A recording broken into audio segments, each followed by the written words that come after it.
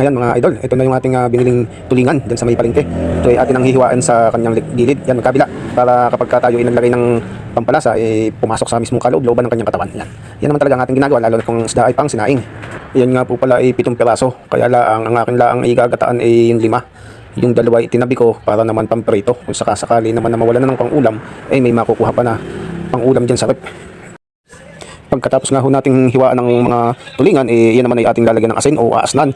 At makikita nyo dyan na nilagyan ko din ng asin yung aking sangkalan para kung sa aking pagpipipit o yung tinatawag nating papalapatin yung katawan, kakapit na rin yung asin doon sa kabilang parte ng kanyang katawan. Yan, ganyan lang ho yan. Pipitpitin lang ng ating mga palad yung sinapang sinaing nating isda. Pagkatapos ho nating may salansan ng ating isda sa kaldero, atin na ho gagayatin yung ating mga pangrekado. Yan lang naman ho, sibuyas at luya laang.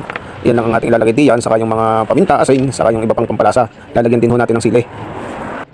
At isa-isa na rin ho natin yung ilalagay sa kaldero. Mas mainam nga ho sana kung tayo ay mayroong mga ilang tipak na taba ng baboy. Pasasapin natin diyan sa ating lulutuing isda, ay talaga namang masarap na masarap po ang magiging timplada kapag may mga kauning taba ng baboy. Eternity later. 2,000 years later. Ayan ho, malambot na itong aking tulingan. Kaya aray na lagyan ng gata. Ang gagamitin kong gata dito ng nyog ay yung nabibili na lang, yung kukumama. Ay kukumama, baka naman gawa ng mahirap na rin ho ngayon magkain ng nyog kaya mas mainam yung bibili na lang sa tindahan ng gata ay aray ng gamitin sa ating mga lulutuin mga idol.